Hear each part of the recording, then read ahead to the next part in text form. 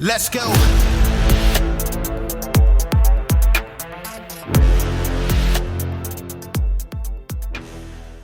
Welcome to Citizen. We got a special guest today, Adam Olivas from Arcos. I got all that right this time because this is take two. We're going to get into a bunch of stuff today, hunting among them, probably talk some military stuff. But before we get into all that, let's talk about you. Where did you grow up?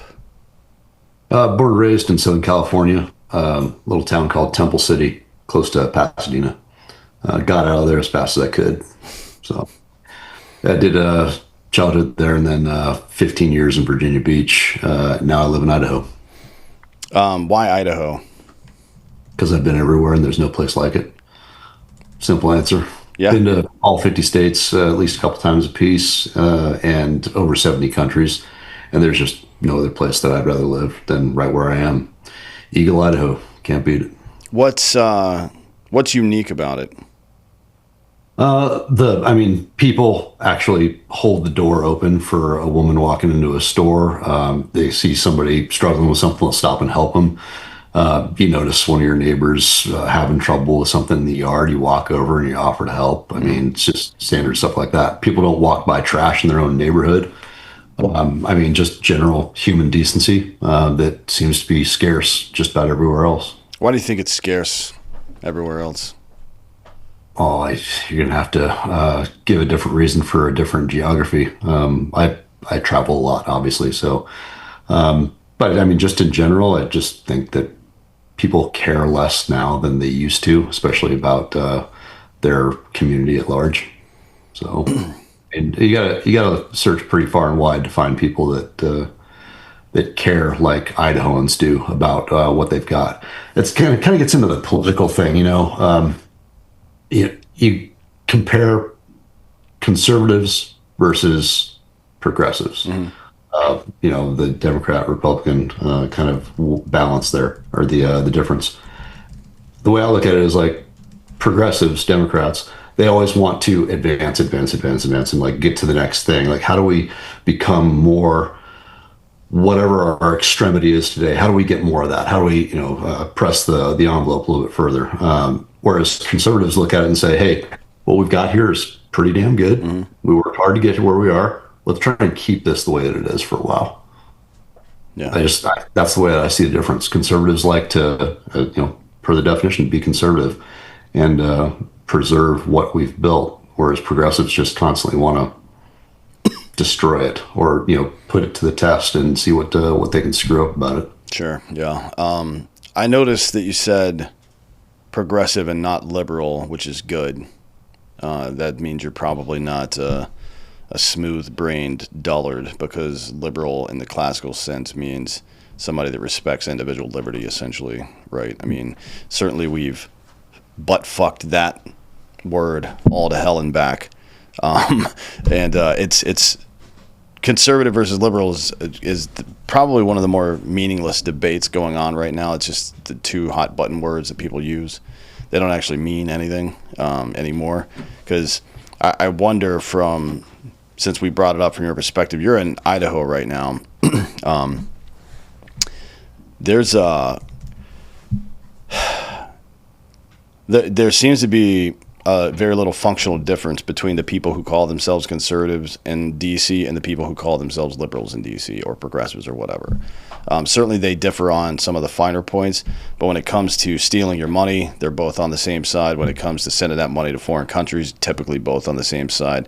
When it comes to giving that money to lazy people, they're pretty much on the same side. And nobody has any kind of will or even intent to stop any of that. You know what I mean? We've seen it this year with all three elements of the government belong to Republicans, and they still can't cut spending for some reason. So it's like, I wonder from your perspective, you're in Idaho, which is pretty solid red. Is it the same there, or are people actually taking this shit seriously? I'd say for the most part, people take it pretty seriously. And I'll admit, even with the influx of mainly Californians and refugees from other more self-destructive states, Colorado especially, the ones that are coming to Idaho, for the most part, are the good ones. I mean, we do have melting pot going on. You do see some extremities, but no, for the most part, the ones that are coming here are the good ones. I I try not to get wrapped up in the big picture politics. I have no desire to ever take on a career in politics. I just try to keep it at my local kind of community level as far as my interaction with other people, my neighbors. That's the extent of my political exposure, really. Well, are you familiar with what's going on in Boise right now? I think it was this weekend. There was a march by a bunch of Muslim people in Ann Morrison Park it was like a pro Sharia law march, which is kind of certainly Boise is going to be somewhat blue, and I don't mean the turf on the field, obviously the people, because it's a larger city and a lot of people from outside the state have been moving there. But this seems like a weird place for something like that to be happening. Yeah, I did see something pop up about it on my feed. Pretty disappointing, and to be quite frank, in previous years, before we had the mayor that we have now, that would not have lasted for more than a couple of seconds before it was completely broken up and those people were hauled off. So, Yeah. I mean, all for free speech, get it, but there is a difference between that and civil disruption. Yeah. Yeah, it's a lot of it just seems like at this point a coordinated distraction. You know what I mean? Like I don't know that it's very hard to believe that any of this shit is really organic anymore. So I think your position of just minding your fucking business and hanging out near your own house is probably a good idea. Just taking care of what's local, you know what I mean? Well, there's apparently there's a finer line than what we would normally anticipate between expressing your opinion, voicing your thoughts, or inciting a riot. There's a pretty big difference, but that line just continues to get blurred sometimes. Well, the good news is I do think as susceptible as Americans can be to stupid bullshit, they do tend to wake up from time to time and realize that what's going on around them is goofy, and they kind of like, I can't believe we allowed that to happen. Hopefully we're going to get back to something a little bit more, I don't know, a little closer to the early 90s. I think that's sometime between like 93 and 99 is where American civilization peaked, I think, right? We weren't, like, there was some measure of respect for everybody that was going on, and, you know, a lot of the old, I guess, a lot of the old hate had been forgotten. Like the number one movie of 95 was Bad Boys, two black cops, one of whom was dating a white girl. You know what I mean? And everybody fucking loved it. And nobody even brought it up at the time. It wasn't even an issue. We were kind of inching our way towards post-racial society. And then, of course, somebody had to bring it back up because, God forbid, we get along. But yeah, I think we're getting, like, there's a lot of people talking shit right now, but none of it feels real to me. It all feels like it's manufactured, not like it was back in the day where people were, you know, doing real stuff. Now half of these motherfuckers that are out protesting are getting paid by this organization or another. It just seems very inorganic to me. I don't know if you've noticed any of that. I know you say you keep it pretty local, but I've definitely noticed that in my own self. Yeah, we don't see nearly as much of it here in Idaho. The Sharia law demonstration in Morrison Park is a serious outlier, kind of a coincidence that it occurs right before we get on this podcast. But we don't typically see activity like that here. Our former governor, Butch Otter, used to say it very, very well. Idaho is still governed by its cowboy culture. And I'd say, for the most part, and especially in comparison to other states, that's more or less still true. Cowboy culture is still pretty deep in the roots here. And if you could explain cowboy culture, that what do you mean by that exactly? What did he mean, do you think? You get a phone call at 3 in the morning because your neighbor needs help, and you get your ass out of bed and you go help. You open the door for a lady. You hold a door open for anybody who's maybe walking in the same building as you. Common courtesies like that. Not pushing each other out of the way just to, get to the same place at the same time. Whether it's, boarding a plane at the airport or what we call the Idaho four-way stop, which everybody kind of knows what that looks like. Four people all approaching an intersection at the same time. They just go like this, wave each other on. Yeah. It can cause a bit of a problem because everybody's a little bit too polite. Yeah. But yeah, that's. I mean, it's a sign of well-rooted people and folks that are raised well. Yeah, I think you can discuss all day why it is like that, but I think it might. There's more utility in trying to figure out why it works so well. And I think for me, the reason I think this stuff works so well is because the way there's a number of ways in which we as a society can allow whatever other group, the aristocracy I call it, but whatever the group is, to rule over us instead of serving us, which is what we were designed as in America. One of them is to forego your responsibilities, and it's kind of the impetus for this show is you can bitch and moan about your rights and wait around for somebody to secure them for you, and you'll be a subject under their rule, or you can secure the rights yourself by performing the responsibilities required of a citizen, and that's what confers upon you the moniker citizen. It's the literal definition of it, actually. And the other one is allowing the state to solve problems that you should have solved yourself. I tell people this a lot. If the government shows up somewhere and nobody has their hand out, they don't have any power there. So if you are actually conservative, if you are actually a liberty-minded person, then you will be very intentional about solving the problems closest to you, as you say, your neighbors or whomever it happens to be. Start with your family, obviously, and work your way out into the community from there.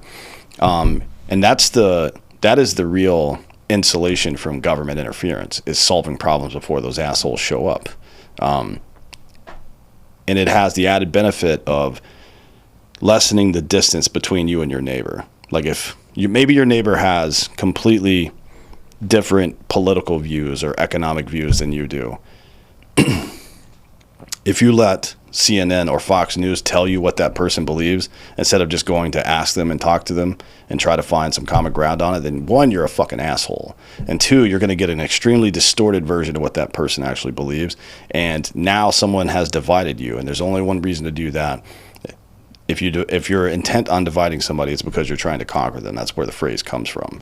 So I think in a place like Idaho or anywhere really that respects that old school culture where I am, it's not that I'm my brother's keeper. It's that I'm responsible for everybody around me. That's my job, especially as a man. That's your job, is to make sure that everybody around you is taken care of, right? And when a critical mass of men do that, society tends to do pretty well. Yeah. No, I would agree. For a minute there, I thought I was talking to Adam Allred. You were saying, I'm sure you probably know him. Mm-hmm. He's a good buddy, great dude. But a lot of the same thoughts, opinions, and the way that he verbalizes it. But yeah, I agree. The one of the big problems that I've noticed, and again, not to get too political about the whole discussion, but the polarization that we've experienced with access to information, technology, social media, and then of course, news outlets needing to generate revenue with clickbait and sensationalism of true events is it's just driven us apart far further to our extremes than what we used to be. The example that I use is the abortion example. Call it sliding scale 1 to 100. 1, you've got a fundamentalist, hardcore, we'll call it, just choosing a religion, Catholic, who believes that the intent for sexual intercourse is simply for breeding, and that is the entire purpose of attraction between a male and a female, and life, begins, of course, at conception, and that life is precious, and there's nothing that should be done to disturb it. Just let it run its course. Okay, great. That's obviously very anti-abortion. And then on the other side, you have the late-term abortion doctor that's pulling out both feet, both arms, shoulders, most of the head, leaving the tip of the cranium in, snipping the spinal column, and calling it a late-term abortion. Yeah. Back in the 90s, to your point, mid 90s, there was somebody who was at a 40 that could have a civilized conversation, even share a dinner table and have a pleasant evening with somebody who's at a 60 or even a 70 on that scale. Nowadays, somebody who's at a 53 looks at somebody that's a 54 and says, "You're a fucking monster." Yeah. It's just, even though our views might be closer to each other on the grand scale of things, we've just become so polarized and intolerant of each other. Largely, I think, because of, again, access to information, the misperception that we're informed, and then, of course, developing stronger opinions and less tolerance because we are bombarded with that information and the ideas of others that become the ideology that owns us instead of developing it on our own. That's like one thing about the old days, if you want to call it that, with less access to technology, information, and news feeds, is you had to develop your own opinions and your own thoughts based on your own interactions and your interactions with other people, and watching them interact with other people, as opposed to interacting with a screen or a phone, getting your news feed that way, getting your opinions formed for you. Yeah, that's a good observation about the connection between individuals. There's there's a phrase that I've heard many times before that I really enjoy, and it goes something like it's hard to hate up close. You know what I mean?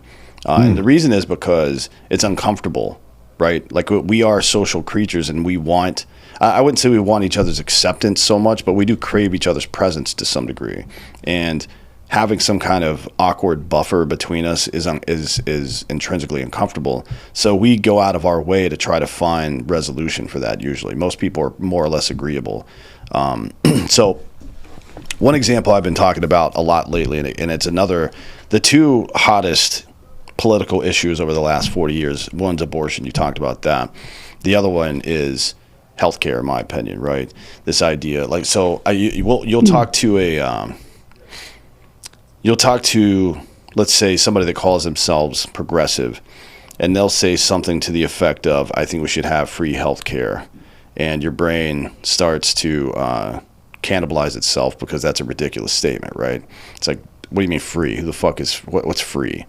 Are we enslaving doctors? Like, what's because the general premise is excuse me, that nothing that requires the labor of another person is a human right. That's not how fucking rights work. You can't demand something of somebody else. However, to your point from before, this is you've turned what is probably an issue that most people agree on in principle into a divisive issue, and you have to wonder why people do that. And here's how it's something that most people agree on. If you take that person at their best possible meaning, what they're saying is that in the richest country in the history of the world, it's probably unethical to tell somebody that they can be as healthy as they can afford to be, especially when the government is stealing 40% of their fucking money, right? So it's like, that's something that I think a lot of people can agree with. And when you move the propaganda piece out of the way, when you move the distortion of the underlying first principle out of the way, it seems like a concept that a lot of people are going to agree on. So you have to ask yourself, why did these two individual groups on opposite sides drag that issue so far apart that it seems like two separate things when really you're trying to come to the same conclusion? Now, maybe it's just that the American public or the public in general respond well to divisiveness. I don't know. I mean, people will fucking slow down to see a car crash, so maybe that's it. I don't know. But maybe it's that you're being propagandized every single day. Maybe it's that thing where if we are able to solve this issue, we don't need this guy anymore. So why the fuck are we giving him our money or our time, our attention?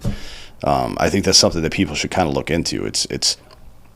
And frankly, excuse me, frankly, that's not a political issue. That's just an issue of evaluating whether somebody's full of shit or not. Yeah. Yeah. I don't know. There's so many different variables that go into that equation, and whether you're a politician or not, I feel like when you reach the point of thinking that your idea is right and your stance is the one that is correct, and you have a hard time understanding why others don't see it the way that you do, you're further away from progress than you've ever been, and you're the furthest away that you'll ever likely be from being a responsible, public servant if you are an elected official. When you can't understand why people don't see your point of view, and it's frustrating you to the point where you are staying up at night and thinking like, why doesn't everybody just get it? Like, it's so obvious to me. You are further from the representation of your constituents than you ever will or should be at that point. Choose your term: narcissism, nepotism, whatever you'd like. But people with more endurance for that part of life are better suited than me to take on a position in politics. Yeah, it is exhausting, to be honest. But those of us who have, I guess, worked for government, and you did for a while, not sure, you were a Navy SEAL for a while, good while. Spent some time in Vaw Beach, working for the man, as they say. I mean, it's better than being in the traditional Navy or the big Army or anything like that, but still it comes with, I think for a lot of people, the military is your first, especially since most people go in pretty young, it's your first experience with government authority in any real way, unless you got into trouble when you were younger. So, you see a lot of, you see the full gamut. You know what I mean? That I think military folks understand more than most people that these people that are in charge, if you want to call it that, are just human beings, and they're fucked up or flawed in one way or another, just like we all are, because we've all had good and bad leaders, and we've all seen and I guess in the military, especially for gunfighters, such as yourself, and I was in the 82nd in the infantry, you can see the immediate consequence of bad leadership, right? So I think you tend to prioritize certain traits in a leader that other people might not recognize. So when you see bad leadership on display, it's I think it hits a little bit harder for a lot of folks. Do you think that your time in the Navy informed this desire of yours just to go back to a local area and take care of that instead of dealing with all this, big government nonsense? Very, very possible it did. I think, we crave things that we get a taste for, enjoy, and they're short-lived. We kind of always want to go back to those things, whether it's a pastime like sports, hunting, time with your family, whatever. If you have a good experience with something, and then you are in a position where you're getting less of it, you're going to want that thing more and more. For me, being in the military for 16 years, I got a lot of exposure to a lot of different parts of the world, obviously. Government exposure, how big government works, within the military anyway. A lot of exposure to that. Travel the world, which I still like to do, but I needed to get away from the institutional side of it. I have no desire to ever hold a public office. I have no desire to be in the military ever again. I have no desire to be a contractor working with the military or the Department of Defense ever again. Had enough of it. It was a great time. It was a previous life. Nice check in the box. I'm glad to come from that background. Had a blast with it. I wouldn't trade it for anything, but I definitely don't want to go back to it either. It's just time to move on. And you moved on to Arcos now. Tell me about that, because it's we have a mutual friend, Baker. He just got back from Africa, actually. This there's a pretty good market for overseas hunting trips and stuff like that. A lot of my buddies do it at least once a year, but mostly to places like Africa, not necessarily to where you are or where you go or where you take people. So tell me about why you started the business and what you guys do exactly. Yeah, really, the places that people hunt, the international hunting market, as far as hunters that are traveling outside of their home country, I want to say it's something like 95% is Americans. SCI has these statistics, Safari Club International. I think that's where it came out, was 95%. So, lucky for us, we've got the richest client base here in the U.S. But where Arcos started was really just I didn't have anything else going on. I got out of the military in 2016, moved straight here to Idaho, and I had some small contracting work that I was doing here and there. Nothing DoD or tactical in nature. So I was just kind of floating around for about a year or so. And then I went on my first international hunting trip in Mexico with a handful of buddies. We just went down to hunt mule deer. There's a half dozen of us. And I remember waking up one morning, everybody else was still asleep, and just kind of walked out onto the lawn at the hunting lodge. St. Augustine grass in between my toes, kind of the wet, dewy Sonoran desert smell in the air.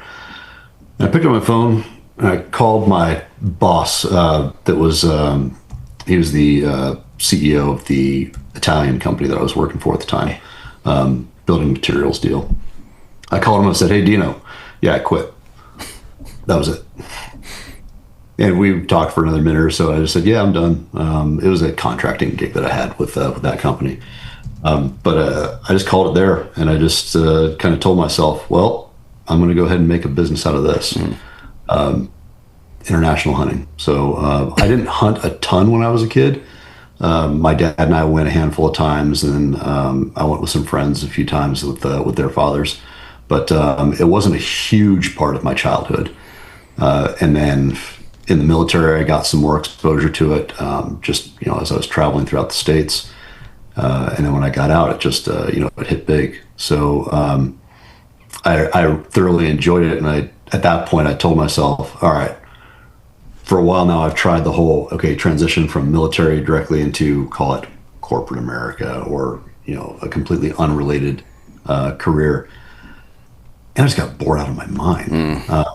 I was trying to go get an adult job or start a career that could take me throughout the rest of my adult life, and I just got bored out of my skull. So that's where Arcos started. I just started traveling the world for big game hunting, scouting places out. Didn't know what I was going to make out of as far as a business out of it, but just kind of, it started off with counter poaching work in South Africa and Zimbabwe.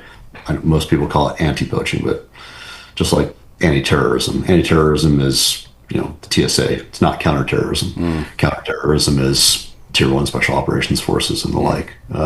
So that's what I was working on in South Africa with Ivan Carter and a handful of other friends. And a buddy of mine, Jeff, and I, we instructed the first and only advanced ranger training course at the Southern African Wildlife College.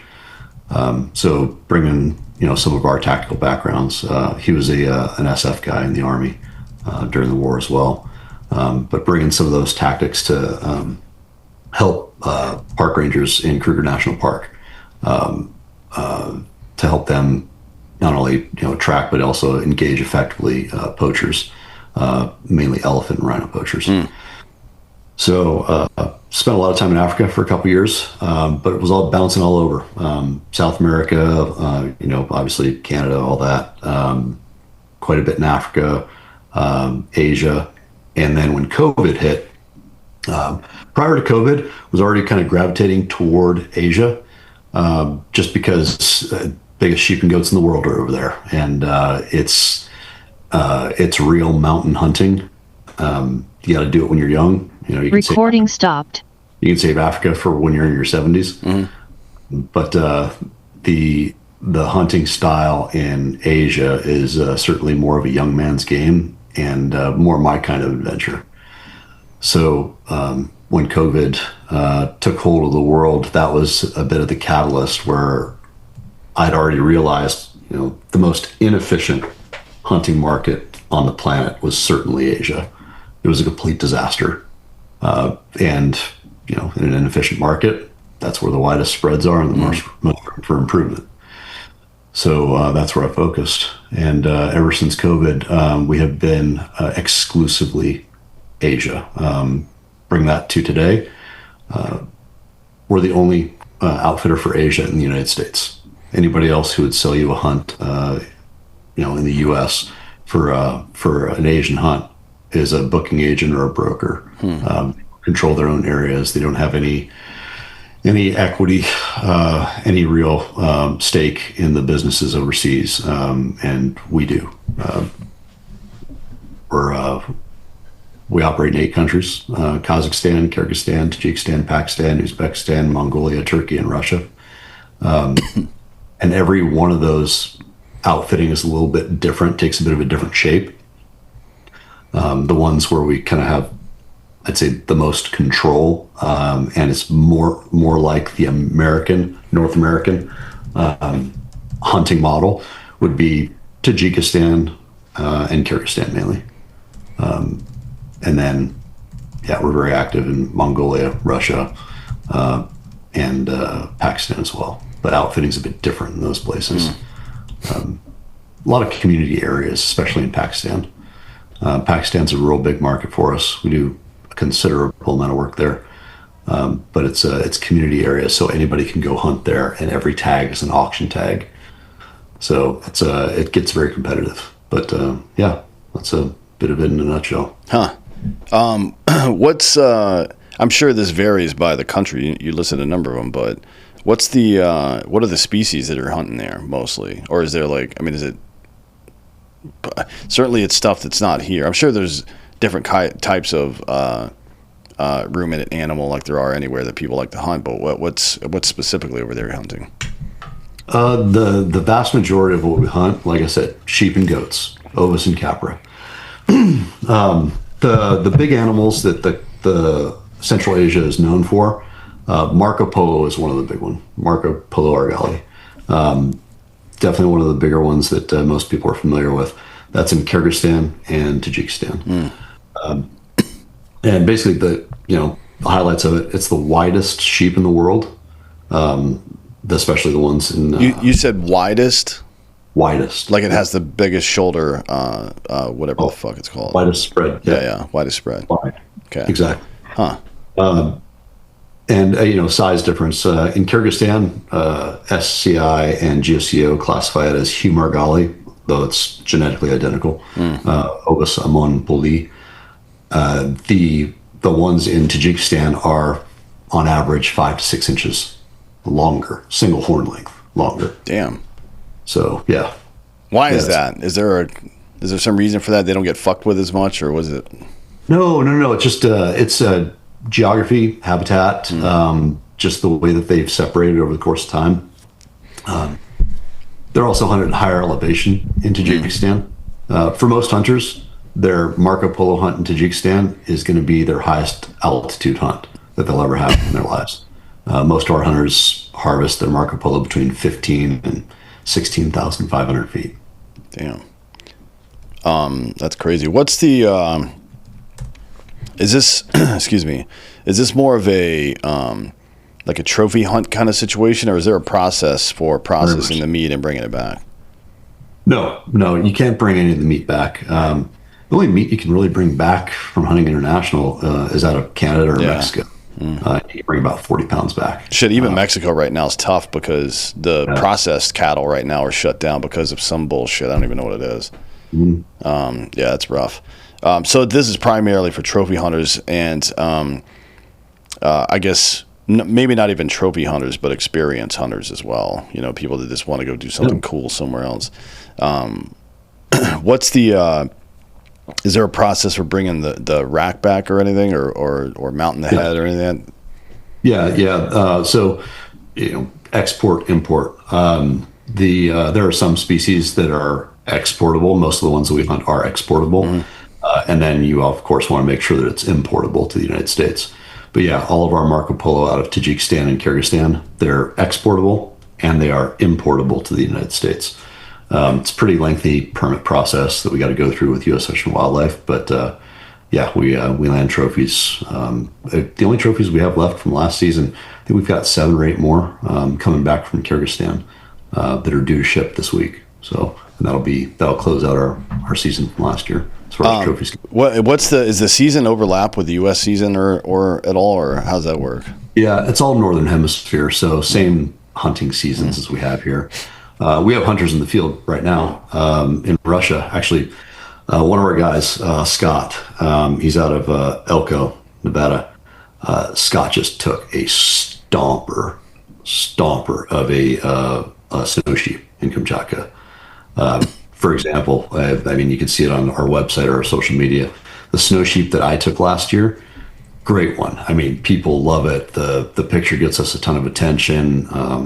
Dozens of hunters want to go hunt that area and get a sheep just like the one that I took last year.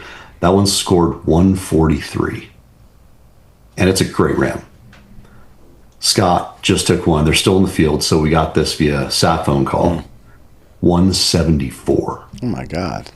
Yeah, this thing's a donkey. I cannot wait to see it. We'll have the trophy pictures here in a week or so when they come out of the field. Good Lord. I mean, a snow sheep does not look like a sheep that you've seen anywhere. I mean, it may as well have 2 pieces of fucking rebar curled up on its head. These things are, it's a pretty impressive animal, dude. So, what's that process like from you kill the animal, it goes to some processing factory? I assume Baker was just in Africa. They'll hunt like depending on which country you're in, like if you're in Mozambique or something like that, or what used to be Rhodesia, there's professional hunters there and they'll take you out. Typically people have this idea that things like hippos or elephants aren't hunted for whatever reason. Usually the older males will get harvested from time to time. There's a people, probably yourself as well, that are much smarter on this than I am, but there's a specific reason for it. But typically speaking, they will sell the hide at an auction afterwards. These are all things that are legal and normal. As a matter of fact, I've got a pair of flip-flops made out of black elephant that were harvested. The money goes back into the community to help take care of the PHs, to help take care of the wildlife there for, as you say, counter poaching operations. The meat typically goes to the locals, though. Is that how it works with your hunts? Yeah, so we'll eat the meat from the harvest while we're in camp. Marco Polo is outstanding. I mean, I've never had it. It's sensational. Better than Dall sheep. And then the ibex, depending on what time of year you kill it, and then of course if it's a quick kill versus, if he's wounded and makes it off for a while, that's always going to taint the meat just like any other animal. But yeah, Marco Polo and ibex can be really damn good. And Asian fare, we typically make soups. So our chef in camp will make soup. I've done backstrap medallions for hunters in camp before. I bring over my own spices, bring over some garlic. Obviously, we got salt and pepper, but bring over some garlic, some herbs, and just do backstrap medallions. It's phenomenal. Yeah, the rest of the meat, our guides eat it and they bring it home to their families. That's awesome. So, and we're not talking about an elephant where the whole community comes out. Yeah. A good size Marco Polo, big one would be 230, 240 on the hoof. They're usually between 2 and 220. And you get like 130 pounds of meat off of that, maybe something like that? Not even, no. I mean, you might get 70 or 80 pounds of good meat off of them. Yeah, I mean, meat's phenomenal. Doesn't go to waste. And then, some of the other animals. There's some animals you don't want to touch the meat. I mean, it's just horrible.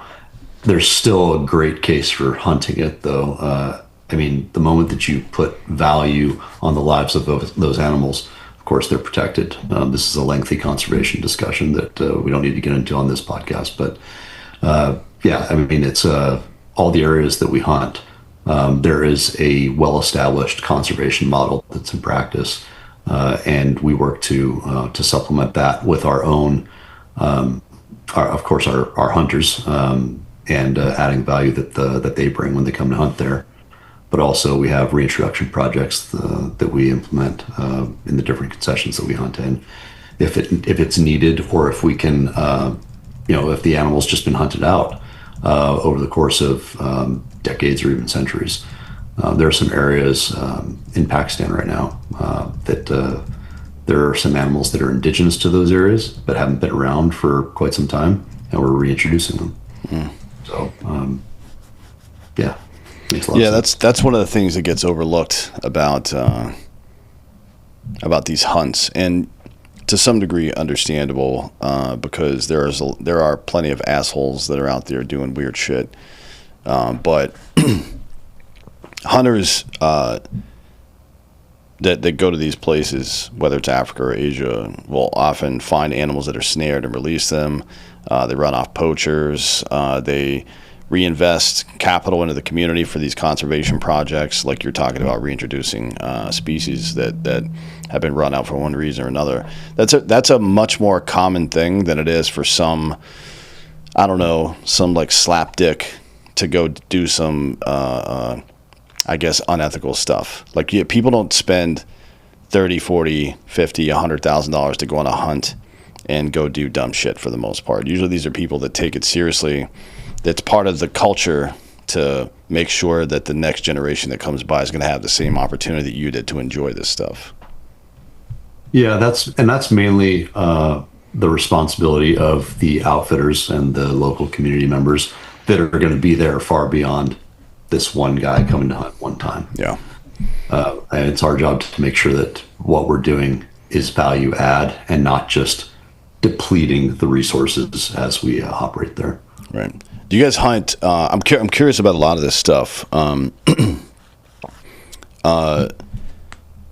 there permits required for the individual who's coming over, or do you guys have to be licensed in the same way that PHs in like Mozambique are licensed, or I'm sorry, and are you hunting with firearms, or is it primarily like bows and shit like that? Very little archery in Asia.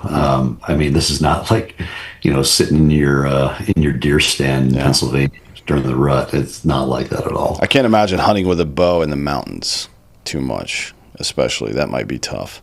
Oh, it's rough.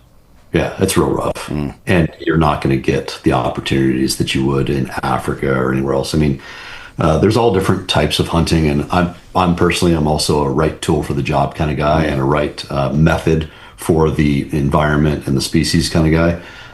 But me personally, I have no desire to sit in a blind over a water hole and shoot animals that just walk in on it. That's something that I think there's a place for, and I know that there's some hunters that enjoy that because you see a lot of animals. You see a lot walk in, you got to pass on several of them. I just have way too much ADD, and I can't sit still like that in one place for that long unless I know that something is coming, and I like to be on foot for that.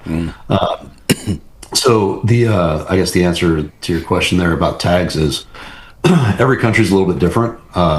Like in Tajikistan and Kyrgyzstan, we have our own concessions, and we get a certain number of tags for those concessions. And when a hunter books that hunt 1, 2, 3 years out, we hold those tags for that hunter, and then the tag goes into that hunter's name that year when they come hunt.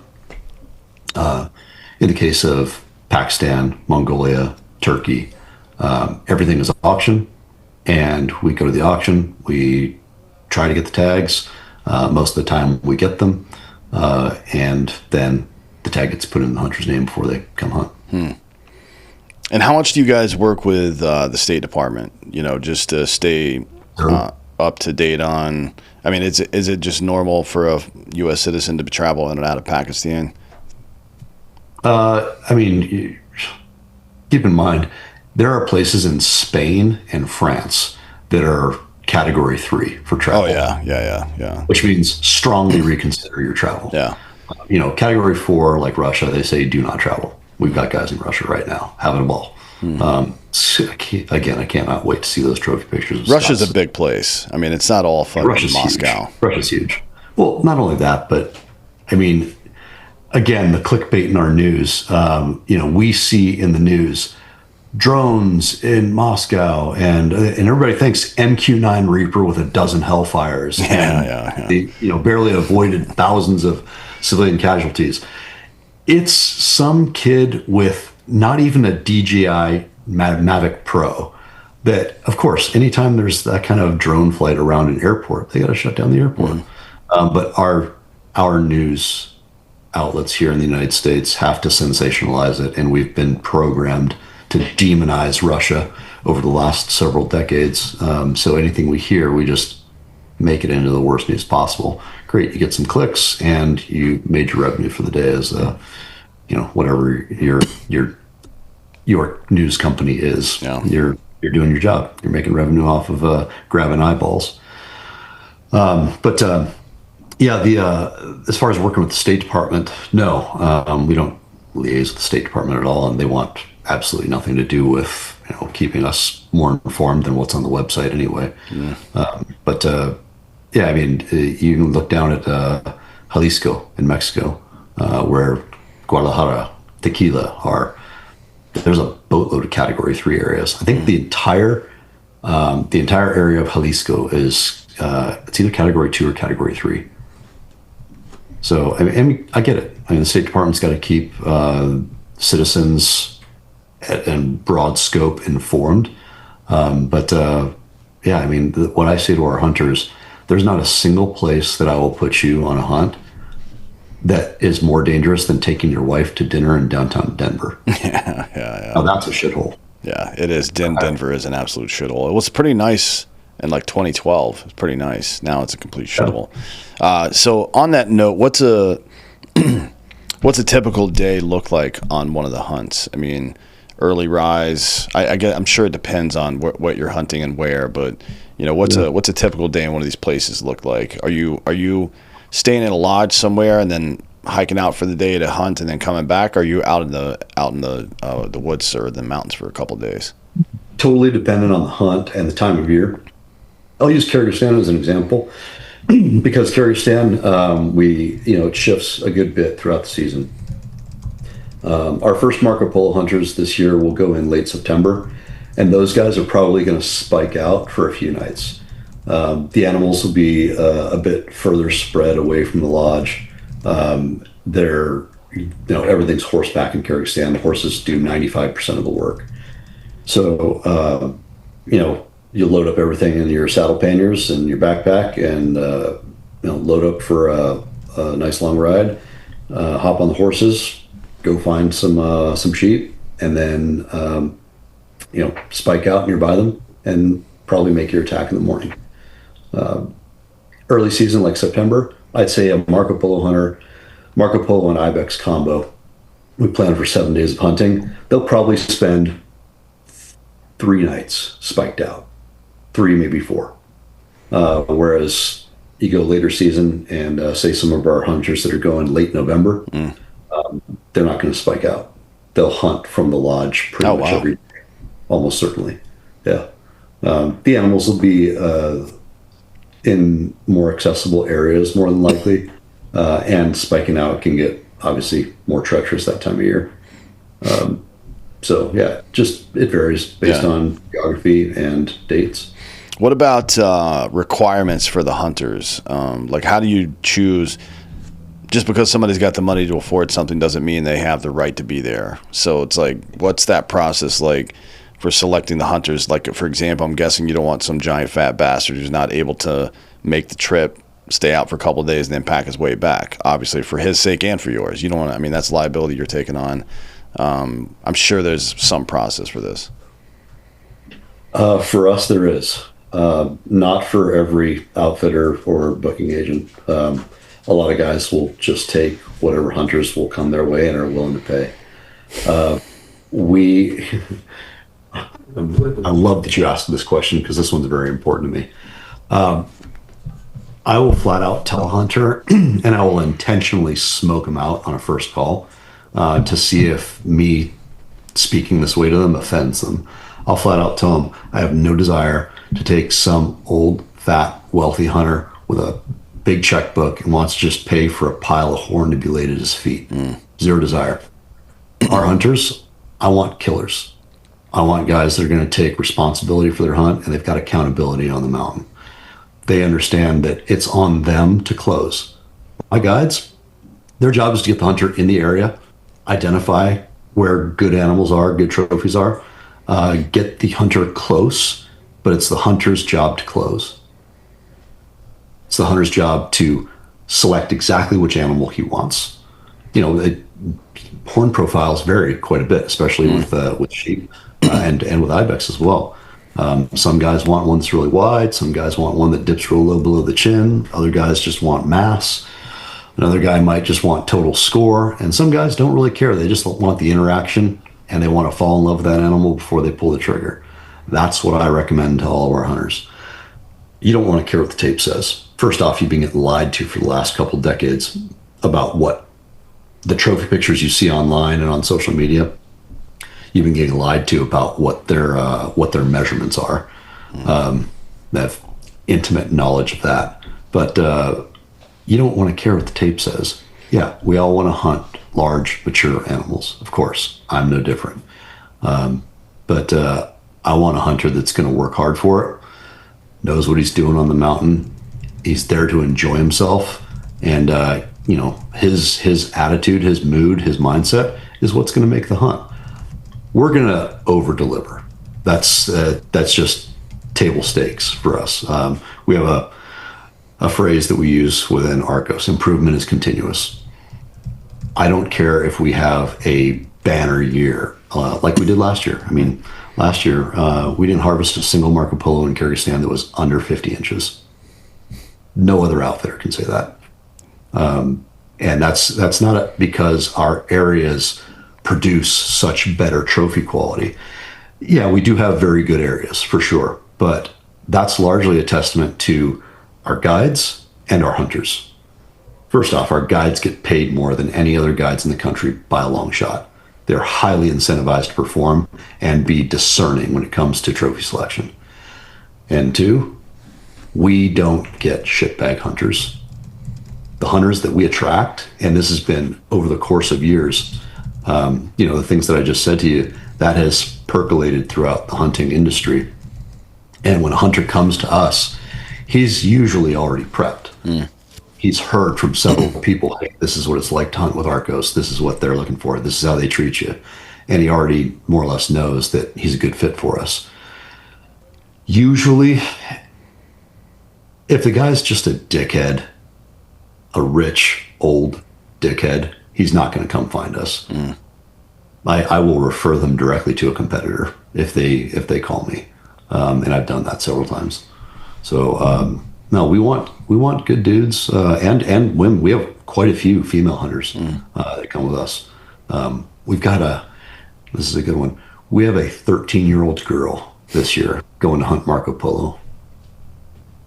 Next year we have another 13-year-old girl. That's awesome. So she was 10 or 11 when her parents booked this thing then, because you're a couple years out typically.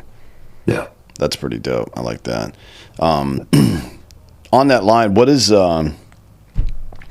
so curious about this stuff? What kind of education is provided to the hunter? Like, for example, I'm sure the guides know, and your staff as well, everybody involved knows which animals are appropriate to take, you know, to preserve the herd, like animals at a certain age or with nothing out. I mean, some conventional wisdom is a certain inside spread first on like deer, for example, before you even think about harvesting that animal. But then you got to take into consideration the herd when the ruts are happening, how the And then of course, to manage the herd as well, to take some that aren't bullying off people from the rut, or from or not people but other animals, or bullying them off from the feed that's available in that area or whatever.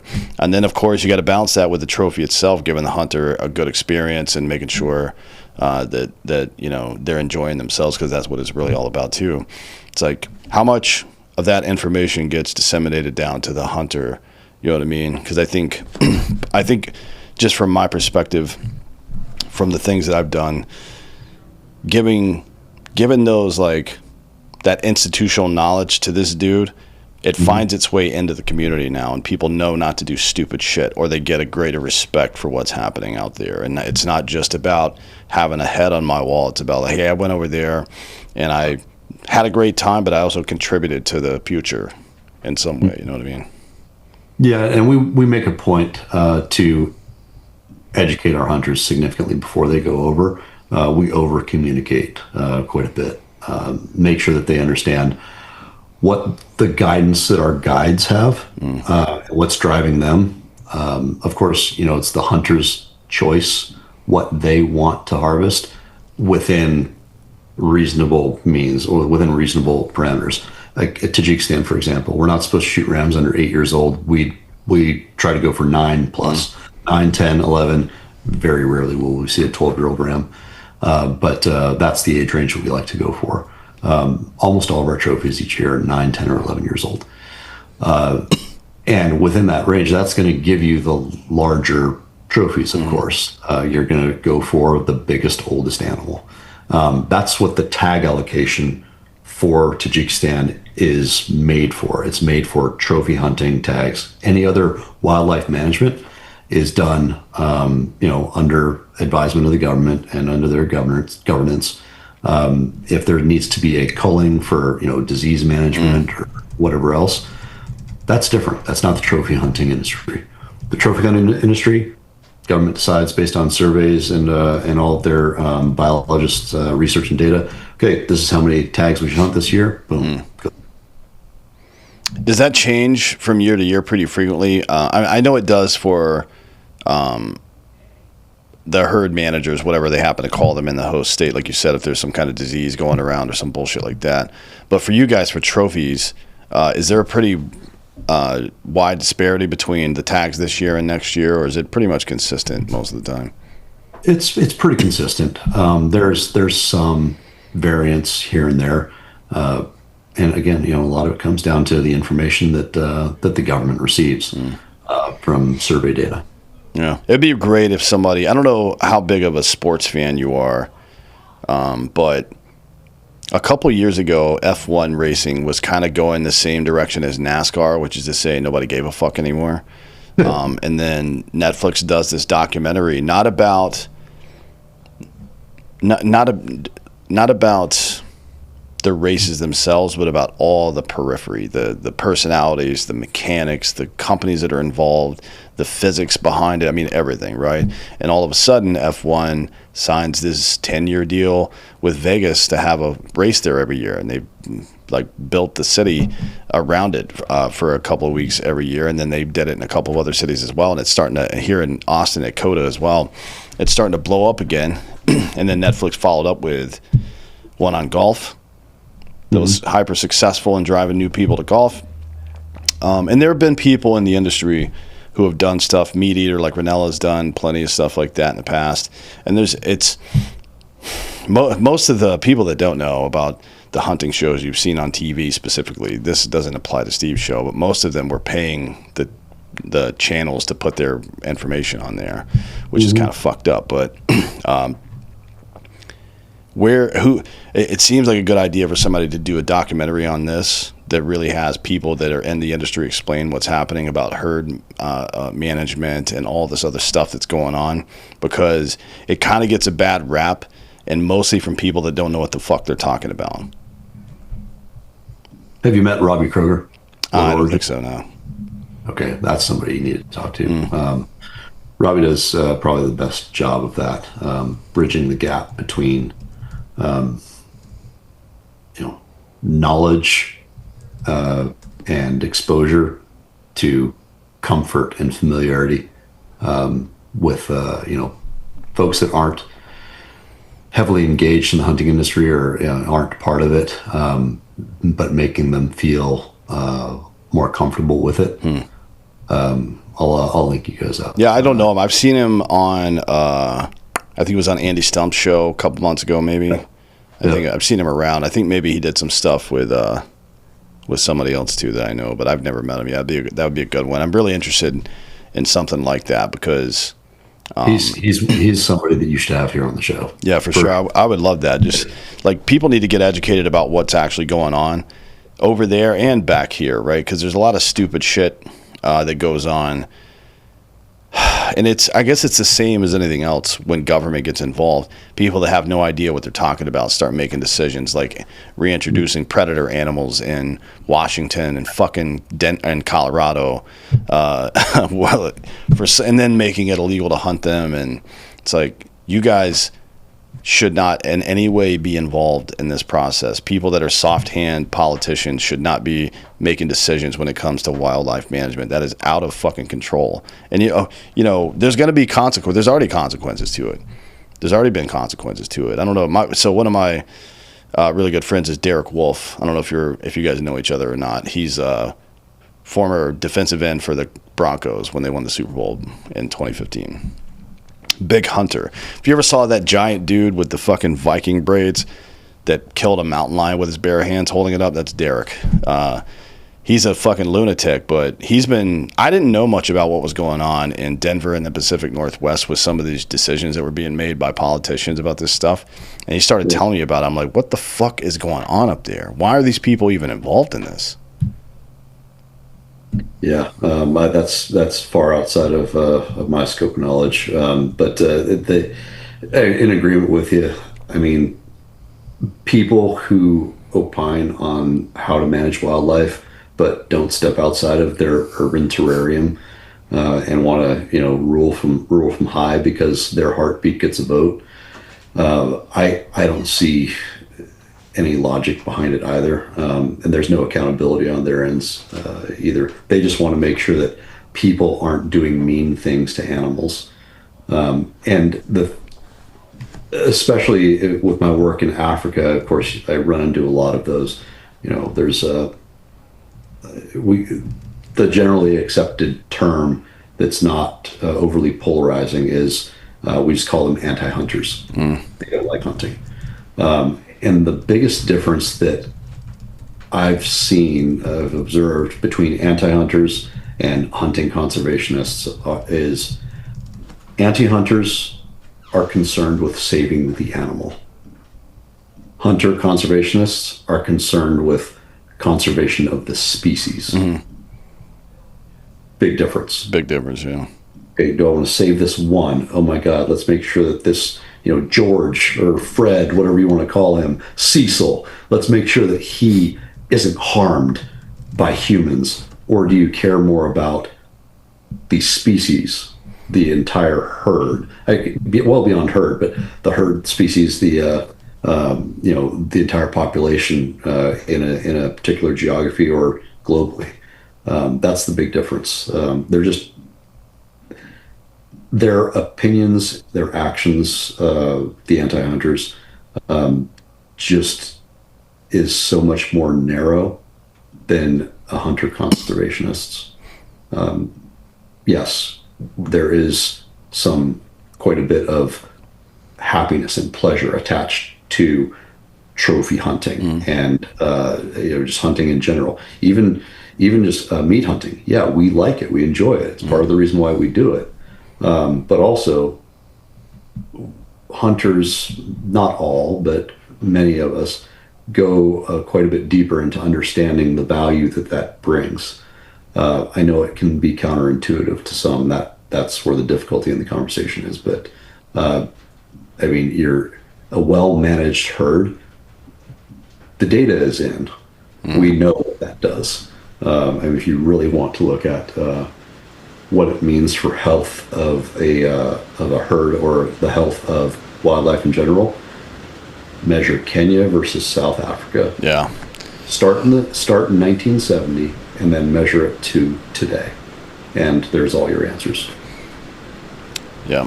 And all that stuff requires quite a bit of effort. It also requires funding, which is, it's become a pretty symbiotic relationship between people who want to experience some of this big game hunting and the locals' ability to, protect and conserve. So it's a good thing they exist, which leads me to my final question, which is, what's this stuff cost? Because it sounds pretty goddamn expensive. Yeah, trophy hunting in Asia they're the most expensive hunts in the world. Our entry level hunt, where we see a lot of our younger hunters, guys that are in their late 20s, even starting their hunting career in Asia, mid-Asian ibex in Kyrgyzstan. And you can find a mid-Asian ibex hunt in Kyrgyzstan for really anywhere between, somebody might sell you one now for $7,000 or so. And then on the higher end, especially if you're going for a particular size of animal, maybe guys even have one pre-scouted. I've heard of them being sold for upwards of 30, 40,000. So that's the low end. On the higher end, well, the very high end, Markhor, especially if somebody wanted to go for a Skardu Markhor, I would bet whoever hunts the Skardu Markhor this year, there's only one tag per year.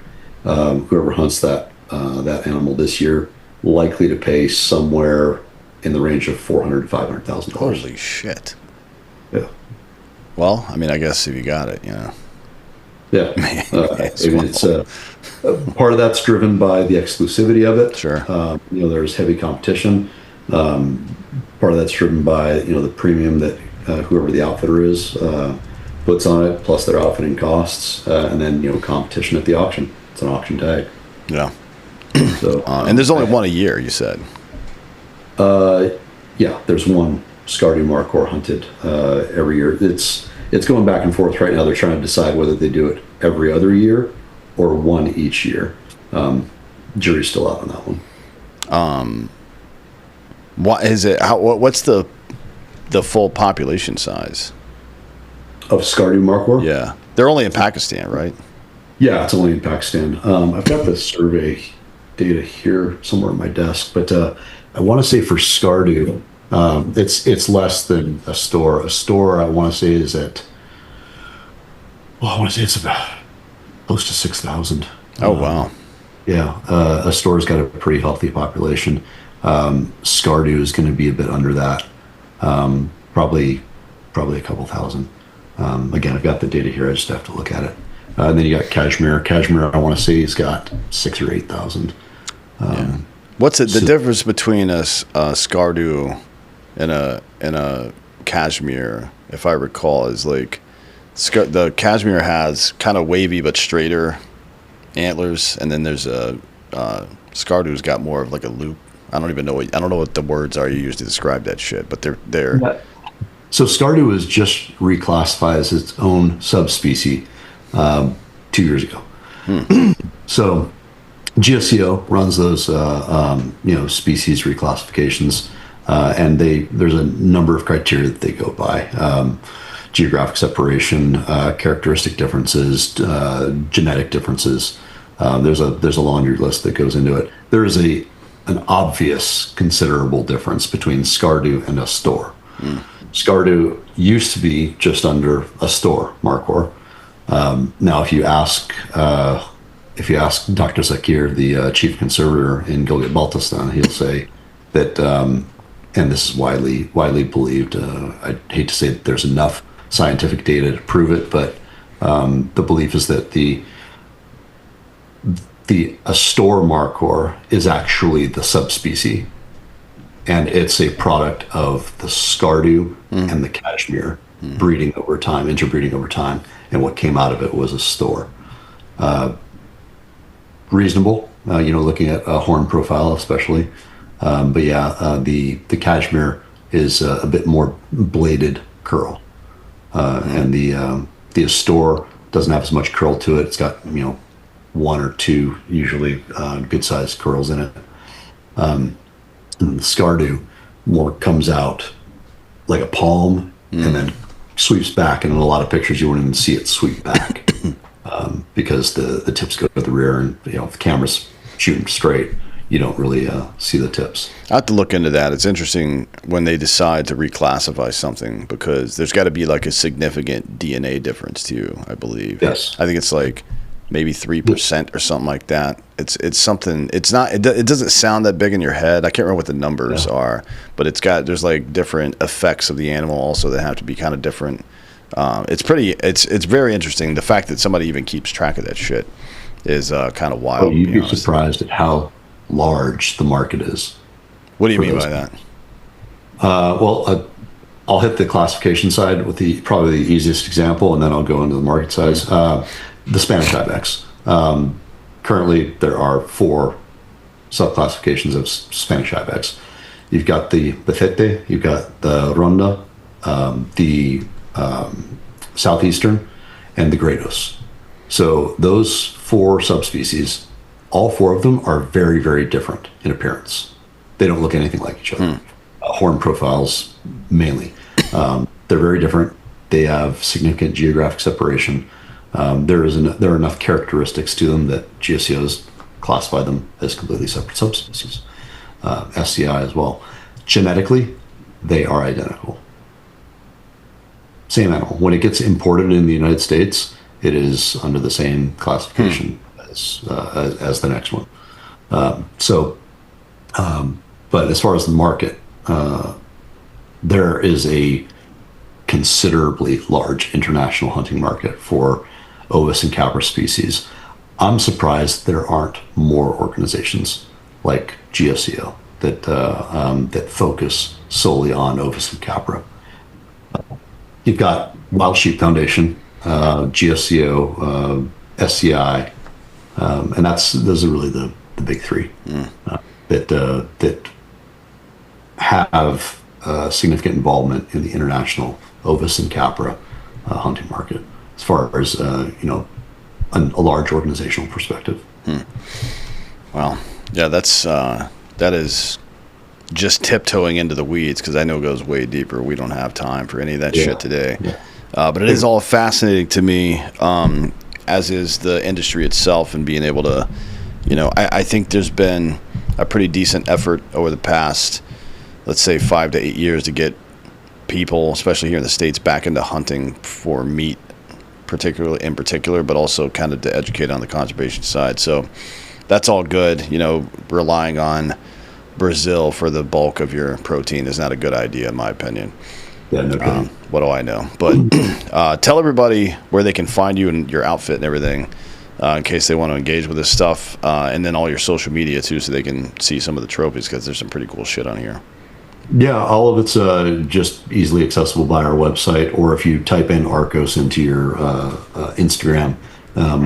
It's one of the advantages to having a unique name. It doesn't get misspelled with anything else, or you're not going to find another business by accident. Somebody made a golf app, though, that totally ripped off our name. There's an Arcos golf app apparently that came out sometime in the last year, spelled differently. But anyway, ARCQOS. There is no U in it. It's only 6 letters. That'll take you to our website or our social media, though. And it's broken down by country that you service on the site, which is very interesting and informative. Pete, go check this stuff out. There is a big market for this stuff, and there's a reason for that. And I think I really encourage people to get in more educated on what this is, and why so many people are into it, both domestically and internationally. I think it's a big,